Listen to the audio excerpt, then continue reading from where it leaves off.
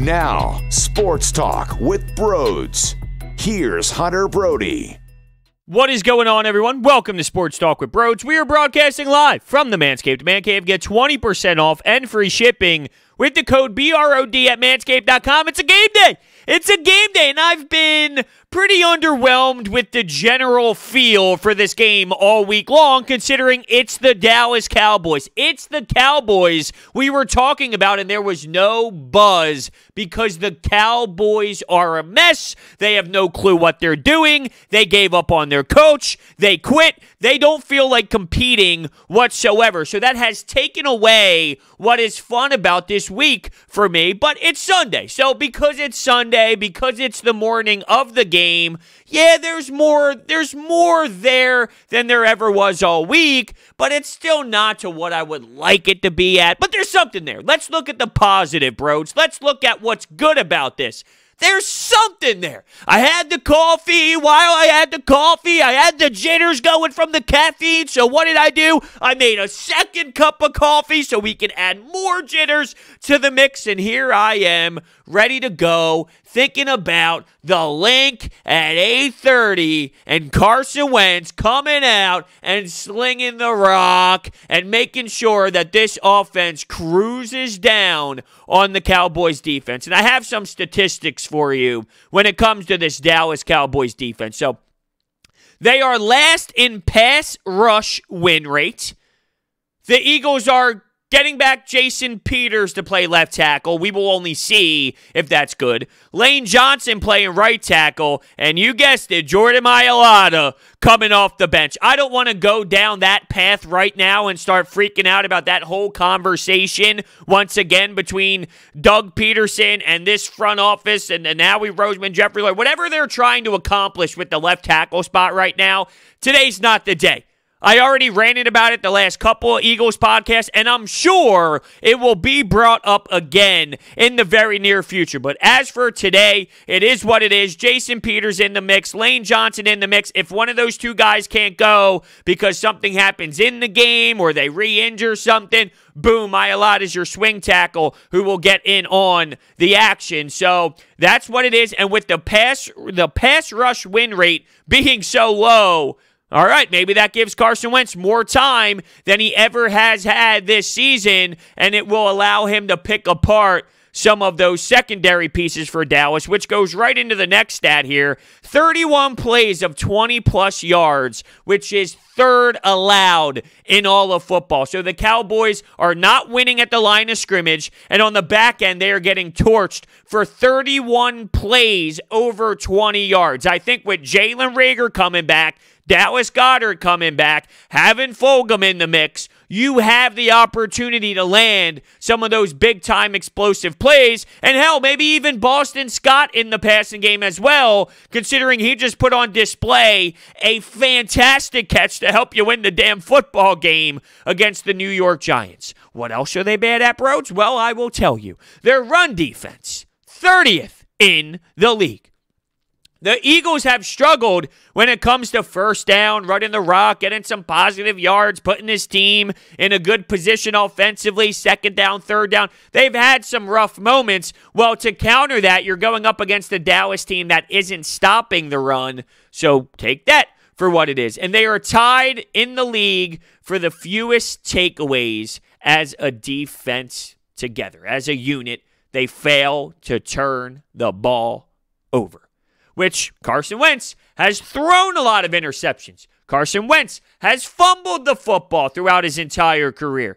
Keep an eye out on that turnover battle. I think right there, those four statistics that I gave you, that should make you feel very optimistic about what this Eagles offense can do. And on the flip side, with the Eagles defense, whether you hate Jim Schwartz or love Jim Schwartz or you're in the middle of Jim Schwartz, Ben DiNucci, there is just no way that Ben DiNucci is going to tear this team apart. I don't want to hear about their offensive weapons in Cooper, CeeDee Lamb, Gallup, Zeke. Darius Slay has done a great job throughout his career, by the way, stopping Amari Cooper. This guy's never played NFL football. And I don't want to hear about what he did at JMU, and that doesn't compare to Carson Wentz. I've heard that a lot this week. Well, hold on a second. Carson Wentz was playing very similar football when it comes to college football. Yeah, there's a big difference between Carson Wentz's skill set, where he was drafted, his intangibles, how he operates, and Ben DiNucci, who has a LinkedIn page. No quarterback in the NFL has a LinkedIn page. That's what the difference is for me. If you have a LinkedIn page as an NFL player because you think you're going to go get another job after your college career that's outside of football, that tells me, guess what? The brain isn't there. The mentality's not there. I am all in on this LinkedIn conversation of if you have a LinkedIn as a quarterback, that tells me you didn't believe in yourself. You didn't think you'd be an NFL quarterback. You never thought you'd be in this circumstance. And now that you are, I expect you to fail. To me, this is an Eagles victory, and it shouldn't even be close. And I know that's ridiculous because the Eagles are not good. And I'm not sitting here telling you the Eagles are this great football team. They are not.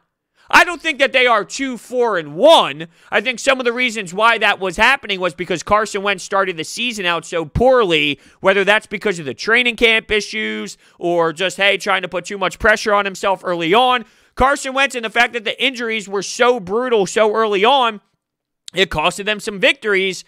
I don't think they're 2-4-1. They're not great. I'm not trying to make it seem like they're great. I think that they're better than what their record shows you, though. They are a double-digit favorite. So this team in the Eagles, who are not good, I'm not trying to say the Eagles are some force that's so talented that they destroy teams every single week. They're a 2-4-1 team at the moment. Once again, I think they're better than what their record shows, but right now they're 2-4-1, and they are a double-digit favorite. The line movement continues to go down the Eagles' road. That tells you all you need to know about where Dallas is, because this Eagles team will never be a double-digit favorite against any other team in this league, unless they play the Jets. Would they be a double-digit favorite at the link against the Jets?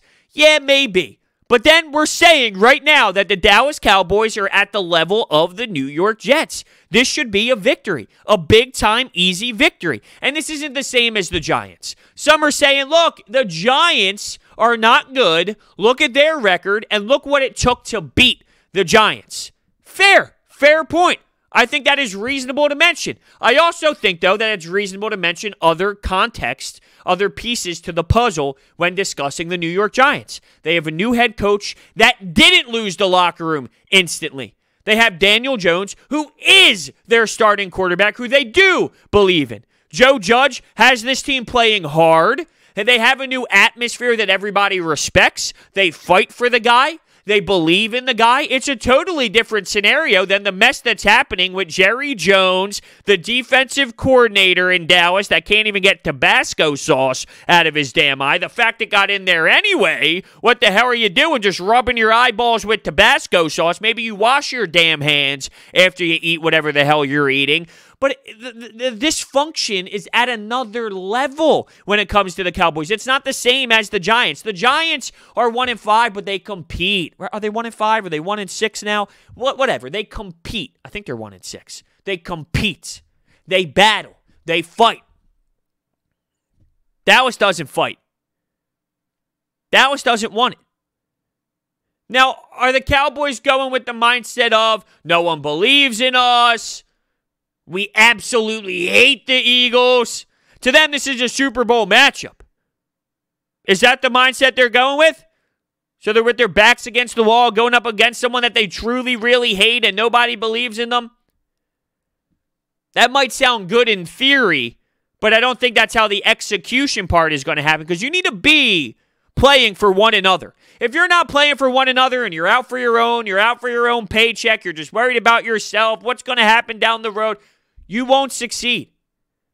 And I just don't see a way how the Cowboys, with the snap of their fingers, is going to then be an effective team when you're on your third-string quarterback in DiNucci that nobody even knows the kid's name. Does Zeke even know? Does he even know who Ben DiNucci is? I said that there was one way the Eagles fall on their face. And it's not the Cowboys beating them. It's the Eagles beating themselves. It's the Eagles feeling as if they can walk through this team easily, no doubt about it. And I think it's fair for us to feel that way. For the people who are dedicated to watching this team, following this team, covering this team, I think it's okay and reasonable for us to feel like it's going to be a blowout and they're just going to cruise through and they should score a bunch of points because this Dallas secondary sucks. The secondary sucks. But they need to come in with their game plan, stick to it, ride with it, and bang, make it happen. Worry about yourselves. And it starts with Carson Wentz. Carson Wentz can't overthink, can't try and do too much, can't worry about padding the stats. There's going to be a blueprint from this coaching staff, and that blueprint needs to be executed perfectly. And I'm sure this team will go on a nice ride, get the win, and leave the link with a 3-4-1 record entering the bye week. The Cowboys are getting some pieces back when it comes to their offensive line. And some good names, no doubt about it. That will help them. Is it enough to stop Fletcher Cox, Brandon Graham? I honestly don't even know if Brandon Graham's play is getting enough recognition. He has been dominating football games. He has been sacking the quarterback. He has been explosive. And it was a very controversial signing with BG. Is it worth it? Is it an emotional signing? We went through the Malcolm Jenkins talk on, hey, you got to sometimes move away from pieces that have been very successful for your franchise for years. It's time to move on from some of these guys. They're getting older, but they went down and said, Brandon Graham, we're bringing you back. There was speculation on was that the best move. He has earned the right to sign that deal. No doubt about it. There's no fight against it. He's been magnificent. So BG, getting in on the action. Will that be an X factor? Brandon Graham, Josh Sweat, Derek Barnett, Fletcher Cox, Hargrave, Malik Jackson. It looks like Malik Jackson is good to go, which is a huge step. He's been very beneficial for this club since he has returned for this season. So the defensive front, while they're getting some pieces back, it still needs to be the bread and butter. You lost Avery, who went on the IR, and you lost Nate Gary, who, yes, it's probably a positive for the team, but I never wish injury upon anyone, even if he has been getting waxed and abused. I don't want to see anybody get injured, but he did hit the IR, and it looks like Edwards is coming back. Singleton, Edwards, Duke Riley, that seems to be the combination at linebacker. You also have Sean Bradley and Davion Taylor as well, but it seems like it's probably going to be those three getting the time. I can't wait to see Jalen Reagor. I think I'm more positive about Jalen Reagor than most in this city. I like Jalen Reagor. I think the dude's a dog, and his quote about the injury was pretty damn funny. What did he say here? All mental. It's all mental when it comes to returning from the injury. He said something about like, hey, if you want to nurse the injury, then go ahead and nurse it, but it's all mental when it comes to getting back. The kid is different. You got to admire his willingness to come back, to want to be out there on the field, to want to be there for his teammates, to want to be there for himself. As much as the teammates matter, he knows deep down inside he wants to be back. He wants to get out there. He wants to compete for Carson Wentz. He wants to put up numbers. And let's be realistic. He hears the noise. He tweets about it. He's active on Twitter. He understands that there's a loud majority or minority. There's a decent amount of people, let's say, that crushed that draft pick, that didn't like it whatsoever. And I think that's ridiculous because half the people haven't even seen TCU play whatsoever. And then when they go look at his college stats, they don't value that someone like Ben DiNucci was the one throwing him the damn football. And you can't succeed when that is the case. But I digress. He hears it. And he has an interesting way to voice the opinion of how he hears these people and how he thinks about these people. And he wants to prove them wrong by going out there, battling, and making plays. Can't wait to see him. Can't wait to see Dallas Goedert. You're starting to get the flow of the offense back. Dallas Goedert, Jalen Reagor, Greg Ward, Travis Fulgham. Is this the core piece for Carson Wentz? Like, is this the core for this quarterback for years to come? I think it's possible. Of course, you can sprinkle in other guys throughout. John Hightower, right? He was underwhelming. Then he made some bigger plays. Now he's starting to suck fans back in. The ability to get open is there. Now he needs to get the ability to catch the football, which is just as important, but the ability to get there is something that you need to recognize. Are we looking at the unit of Carson Wentz and this offense for years to come? It sucks no Miles Sanders, but I feel Boston Scott can get the job done against this Dallas Cowboys team. Screen game? Maybe we get a little screen game going. Boston Scott, work with some space. Let him tear up some pieces. Use that shifty small body of his. It'll be interesting. It absolutely will. All right. Let me tell you about my friends at DraftKings. DraftKings has brought their expertise to legal sports betting. It's a legitimate sports book based right here in the U.S., so you can rest assured that your funds are totally secure.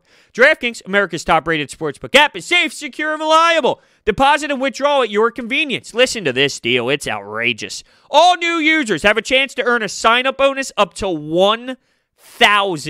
Download the app now and sign up using promo code BRODES, BRODES. Head to the DraftKings Sportsbook app and check out all that they have to offer, including player props, live betting, and so much more.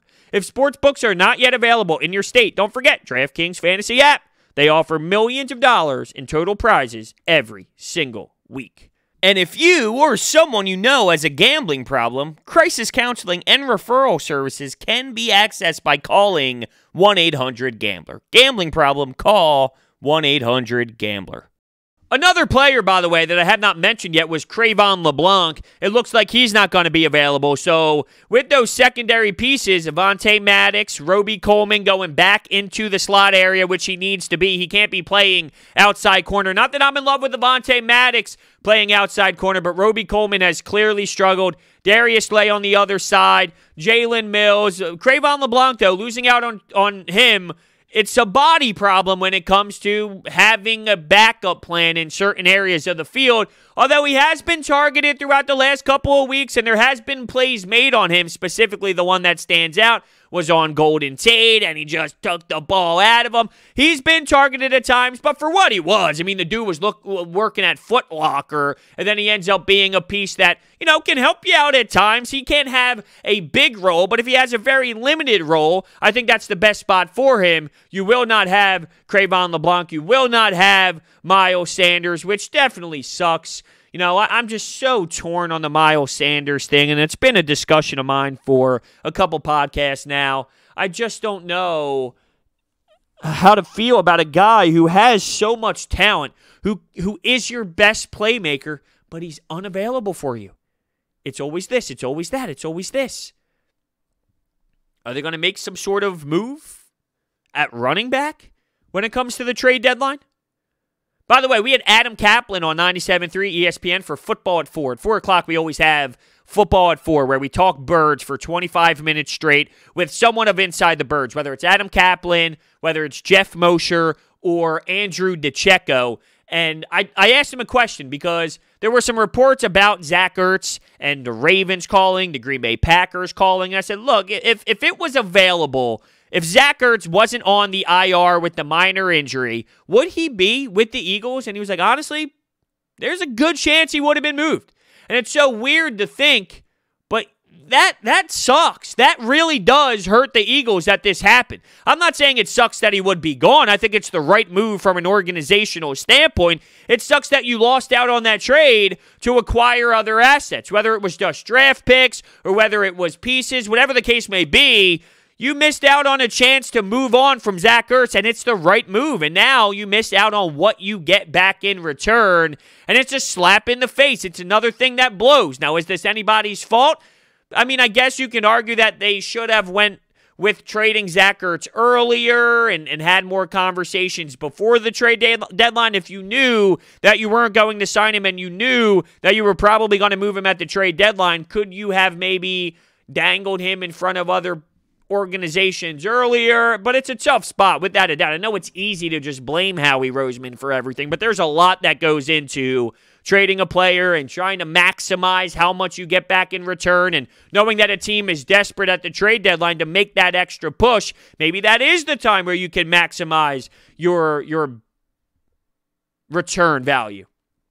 Although if you did it earlier in the season, you have more time with the team that gets traded, right? You get the team that trades for Zach Ertz gets more time with that player. There's a lot involved, but it definitely stings because I think it was the right move to move on from him, and now you have him for the rest of this season, and now next year it's going to be a really ugly mess. But with Dallas Goedert being who Dallas Goedert can be, I want to be more explosive. I want to see 11 personnel. Hell, I want to see 10 personnel. I want to see more explosive plays, more fast guys out there, and I want to go in another direction than the heavy 12 personnel. I think that limits this offense without a doubt. Can Zeke run all over you? Can Zeke be the guy that just gets the rock, runs for 170 yards, and destroys this team? I really don't think so. I don't. Ben DiNucci's the quarterback. If you make this guy think, if you make this guy have to make a decision with 0.5 seconds on his clock, he's not going to be effective enough. He's just not. And if the Cowboys know that and they go, okay, hold on a second, we'll be one-dimensional, we'll go with Zeke. And Zeke hasn't been very strong. Let's be realistic. Fumbling the football, heavy amount of turnovers, not himself, not the Zeke of, let's say, 3-4 years ago. I don't know how one man in Zeke could be the one that feasts all night long and destroys you with Ben DiNucci being the quarterback. Jim Schwartz, I know fans hate him. This is him, though. This is him. This is a game where Jim Schwartz needs to make sure that DiNucci's all over the place. He's in a mental blur. Sort of like when Sam Darnold saw a bunch of ghosts, and that was the audio that was played on the broadcast. We need to hear something like that with DiNucci, where you got to throw him different looks. He's not a big blitz guy, but there's ways to make sure that, hey, you're going to be confused out there. He's going to be reading defenses and reading these coverages. Ben DiNucci? I don't know. I can't sit here and see a way that the Cowboys really come into Philadelphia and beat them. Now, if this is the year to do that, based off of it being 2020 and the Eagles not being fantastic, it would be this year.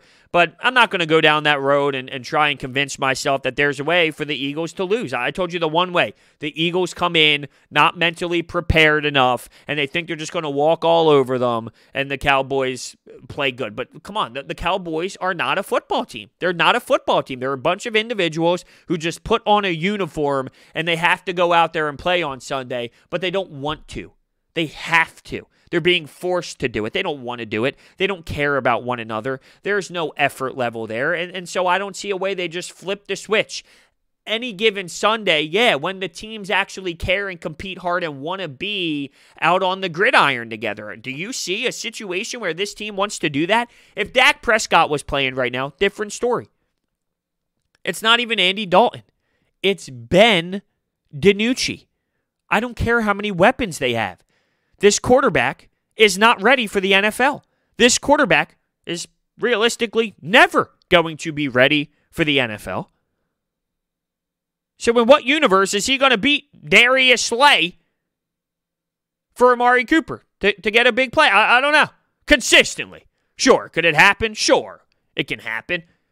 I bet you he gets the ball out quick, which will make sure and eliminate the pass rush from the Eagles. It'll eliminate that front four, maybe get the ball out quick, and let some of the guys work with space. So it's like, hey, DiNucci, get the ball out quick, just hit Amari Cooper on a slant, hit a couple guys with slants, gallop, whatever, get them the ball, and let them work with the field so you don't have to worry about sitting in the pocket and your offensive line that's going to get abused. You don't need to worry about that. Just get it to your weapons and let them work. I'm sure they're going to have to go down the road of that because there's no way that Ben DiNucci with time, you're not going to have time, is going to torch and beat this Eagles defense, this Eagles secondary, which isn't even that good. Once again, they're not good. I'm not saying they're good. That's how bad the Dallas Cowboys really are. So look, it's a game day. It's Sunday morning. They play at 8:30. Another day where I'm going to complain that I have to wait all day. Thursday, I like it in the moment because it's like, hey, cool, football came around. But once it's Sunday, it blows. For me on Sunday when you got to wait till 8:30 at night. And another part that sucks, even though I love what I do, I'm not complaining about what I get to do for a living, But, between this and 97.3 ESPN, by the time an 8:30 game is done, I get all my notes together, I record, I have to edit a couple of things, I upload it to YouTube. It's a late-ass morning. It goes into 2, 3 o'clock in the morning compared to a 1 o'clock game that's done by 5. Then I can start recording, upload episodes up around 8 o'clock or so, 7 o'clock, right? There's more time to do it. Here, I'll be the coffee I pounded this morning, I end up pounding around 10 p.m., 11 p.m., so I can do it. Now, once again, I'm not complaining. I love my job. I love what I do. I wake up on that Monday after the Eagles game, and I have a bunch of anytime hotline calls to react to. I do the Sports Bash on 97.3 from 2 to 6 p.m., so there's a lot to react to. It's a great job to have, but it's a long night at those 8:30 games. And honestly, on Sundays, for the last month, we've been doing a Sunday morning show on the Ocean City Boardwalk. So Sunday mornings, early in the morning, I'm going down to the boardwalk, live show there on a live remote, and it'll be definitely a fun time knowing it's Eagles, Cowboys, and it's a Sunday night game, so I'm sure that'll be a good time. I just hate, though, 1 o'clock. I hate that it's not 1 o'clock. 1 o'clock for me is the best time. Feet up. Afternoon, have my coffee, have my omelet, cereal, yogurt, fruit, you name it, whatever road I go down that day. It's 1 o'clock. It's 1 o'clock. You think the NBC crowd is excited for this? These two teams? Everyone's talking about the Steelers and the Ravens. They should be Sunday Night Football. While I agree with you because it would be a better game, as bad as the Cowboys are and as bad as the Eagles are, Philadelphia and Dallas, huge markets. Now, it's going to suck that Ben DiNucci's your quarterback when it could be Dak Prescott versus Carson Wentz. There'd be a ton of ratings. This is for first place in the division. But Ben DiNucci, that's a difference maker. Although people are going to watch. People are going to watch. It's Philadelphia. These are huge markets. And that's why everyone talks about with this NFC East, oh, they shouldn't get in. The winner of the NFC East should not get in. There's going to be teams that are out with a better record in other divisions. So what? This is how it's always been. It's like in baseball, complaining that there's a bad division, but that team wins their division. This is how it's always been. And the ratings, you're not going to take, think about the markets. The Cowboys, the Eagles, the Giants, they stink. The Giants stink, but they have a passionate fan base. You're going to take away a team hosting a playoff game in the playoffs for TV ratings? It's just never going to happen whatsoever, no matter how bad the team is. So I can't stand the conversation of, oh, well, guess what? They stink. They don't deserve to be in it. The NFC West, which is a tremendous division right now, there was a time where they sucked, where they were all miserable, where the Seattle Seahawks won the division with 7 wins and won a playoff game. Carolina Panthers, they did the same thing. It happens sometimes. It's not a long-term thing. Everyone in the NFC East doesn't suck forever. It just happens to be this year where they're at an epic spot, historic and trash, but it's not a long-term thing, and they deserve to win their division. They deserve to get a playoff spot. I love it, right? I mean, this happens every so often, and this is when people overreact. It's like the Jim Schwartz thing. Jim Schwartz has one bad game after 4 good ones. Fire Jim Schwartz! Then Jim Schwartz has 4 good games, and then in his 5th one, he has a bad one. Fire Jim Schwartz! It's only when he's bad it gets mentioned, and then all the other games he just, flies under the radar? Well, it's the same with the division talk. When everything's fine and there's no one who's bad, everything's fine. The format's okay. The format works when it comes to the playoffs. But when you have the one situation that happens very so often where there's a bad division, oh, well, that doesn't make sense. Why do they deserve to get into the playoffs? Oh, well, it's only a topic of conversation when it gets thrown in there randomly. Not at a high rate. You're picking at something that happens at such a small percentage. Sort of like Jim Schwartz and his bad games. While he has bad games, his 20-plus year career will tell you that it's not as much as what you like to think. So look, with Jalen Reagor coming back, Dallas Goedert coming back, excited for the offense to see how it looks. Jason Peters and Lane Johnson, I don't know if I'm excited to see how it looks, but it's an interesting storyline. And with Mailata being your swing tackle, that's what he is at the moment, and it seems like that's the philosophy that they want him to be at. I don't know. I don't know. It's so irritating that Jason Peters is holding this franchise by the ball sack, holding Howie Roseman by his nuts, and just squeezing him, saying, I'm playing where I want to play.